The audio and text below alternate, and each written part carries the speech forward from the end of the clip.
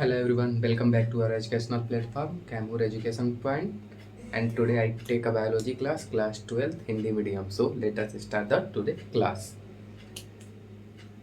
Topic अलैंगिक जनन के कितने प्रकार हैं। ठीक, तो अलैंगिक जनन के कुल 6 प्रकार होते हैं, मैंने अगली क्लास में बताया था। ठीक, पहला आपका हो गया विखंडन, दूसरा मुकुलन, तीसरा खंडन, चौथा पुनरुद्भवन, पांचवा बीजाणु निर्माण और छठवा जो है कायिक प्रजनन। ठीक, विखंडन को फिजन कहते हैं, मुकुलन को बडिंग कहते हैं और खंडन को फ्रेगमेंटेशन कहते हैं, पुनरुद्भवन को रीजेनरेशन कहते हैं, बीजाणु निर्माण को स्पोर फॉर्मेशन कहते हैं और आपको कायिक प्रजनन को वेजिटेटिव रिप्रोडक्शन या वेजिटेटिव प्रोपागेशन भी बोला जाता है। ठीक, आइए अब जानते हैं कि विखंडन किसे कहते हैं। तो हम ऐसे भी बोल सकते हैं कि विखंडन अलैंगिक जनन की वह क्रिया है या वह प्रक्रम है जिसके द्वारा जनक या मातृ कोशिका अपने आप को 2 बराबर भागों में बांट देती है या 2 बराबर भागों में अलग कर लेती है, उसे विखंडन कहा जाता है। अब विखंडन का एग्जाम्पल आपका हो जाएगा अमीबा। जैसे एग्जाम्पल देख लीजिए, अमीबा है, ये मातृ कोशिका है या जनक कोशिका, मातृ कोशिका कहिए या जनक कोशिका कहिए, यह विभक्त हुई 2 भागों में बढ़ गई और ये दोनों समसूत्री विभाजन से दो नए संतति का निर्माण हुआ। ठीक, अब विखंडन के 2 भाग होते हैं यानी 2 प्रकार होते हैं। फिजन के 2 प्रकार होते हैं, पहला बाइनरी फिजन, दूसरा मल्टीपल फिजन। बाइनरी फिजन यानी द्विखंडन और मल्टीपल फिजन यानी बहुविखंडन। तो आप द्विविखंडन पढ़ेंगे तो द्विविखंडन किसे कहते हैं, क्वेश्चन आएगा। तो द्विविखंडन जब जनक 2 भागों में विभक्त होता है यानी 2 भागों में बढ़ता है तो उसे हम लोग बाइनरी फिजन कहते हैं यानी द्विविखंडन कहते हैं। जैसे द्विविखंडन का एग्जाम्पल कौन हो जाएगा, तो अमीबा। अब बहुविखंडन तो जब को जनक 2 या 2 से अधिक भागों में विभक्त होता है यानी 2 से अधिक भागों में बढ़ता है, उसे बहुविखंडन कहते हैं। बहुविखंडन का आपका एग्जाम्पल हो जाएगा प्लाज्मोडियम। ठीक, आइए हम पढ़ देते हैं। विखंडन अलैंगिक प्रजनन की बहुत ही सरल विधि है जिसमें जनक या मातृ कोशिका 2 या 2 से अधिक भागों में बढ़ जाती है। जैसे अमीबा। विखंडन के 2 भाग हैं, पहला द्विविखंडन बाइनरी फिजन और दूसरा बहुविखंडन मल्टीपल फिजन। द्विविखंडन के एग्जाम्पल आपका हो जाएगा अमीबा, प्रोटोजोवन और बहुविखंडन का एग्जाम्पल आपका हो जाएगा प्लाज्मोडियम। ठीक, उसी तरह बातें हैं मुकुलन यानी बडिंग। मुकुलन किसे कहते हैं, तो देखिए ये सिंपल सा, यह भी एक अलैंगिक प्रजनन का प्रकार है, भाग है। और ये हम इसको ऐसे भी बोल सकते हैं कि मुकुलन एक प्रकार का अलैंगिक विधि है जो कि किसी मातृ कोशिका या जनन कोशिका के ऊपर छोटा सा उभारा जाता है।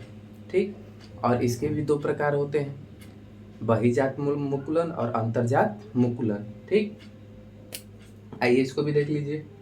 मुकुलन अलैंगिक प्रजनन की एक विधि है जिसमें जनक या मातृ कोशिका के ऊपर छोटा सा उभार बन जाता है एवं धीरे धीरे एक नई संतति का निर्माण कर देता है, उसे हम लोग मुकुलन कहते हैं। मुकुलन का एग्जाम्पल आपका हो जाएगा ईस्ट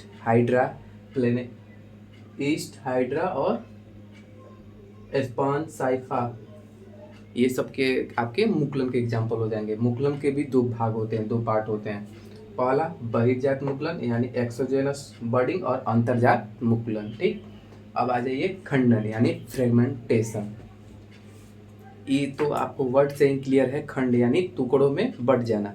तो खंडन अलैंगिक प्रजनन की एक विधि है जिसमें एक जनक कोशिका या मातृ कोशिका 2 अलग अलग खंडों में बट जाती है, उसे ही खंडन कहते हैं। इसका एग्जाम्पल आपको स्टारफिश हो जाएगा। देखिए, खंडन भी अलैंगिक प्रजनन की एक विधि है जिसमें जनक या मातृ कोशिका 2 या 2 से अधिक खंडों में टूट जाती है या बढ़ जाती है, उसे हम लोग खंडन कहते हैं। खंडन का एग्जाम्पल है स्टारफिश, शैवाल, हाइड्रा इत्यादि। ठीक, अब इसका देख लीजिए चित्र, ये हो गया आपका खंडन में आपका एक स्टारफिश हो गई, इसका एक छोटा सा टुकड़ा कटा और इससे 2 नई संतति का निर्माण हो गया। अब आइए पुनरुत्भवन यानी रीजनरेशन। रीजनरेशन किसे कहते हैं? यह भी एक अलैंगिक जनन है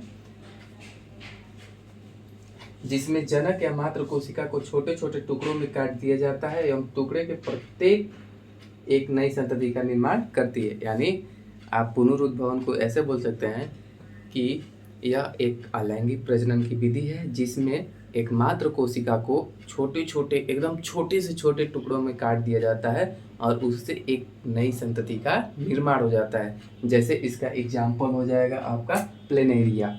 देखिए प्लेनेरिया है, इसको जितने भाग में काटेंगे उतने भाग में ही इस फिर से एक नई संतति का निर्माण कर लेगा। यानी आप उसके पेट काट दिए, मुंडी अलग, पेट अलग, पैर अलग, तो मुंडी से भी एक संतति बनाएगा, पेट से भी एक संतति बना लेगा और पैर से भी एक संतति बना लेगा।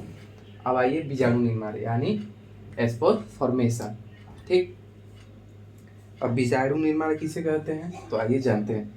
जब मात्र कोशिका पूरी तरह से व्यक्त होकर बीजाणु का निर्माण करती है और बीजाणु अंकुरण के बाद संतति का निर्माण होता है, उसे बीजाणु निर्माण कहते हैं। यानी जब मात्र कोशिका जो है, यानी जो जनक कोशिका या मात्र कोशिका जो है, जब वो व्यक्त होकर बीजाणु का निर्माण करती है और जब वो बीजाणु फट जाता है और फटकर एक और नई संतति का निर्माण करता है, उसे बीजाणु निर्माण कहते हैं।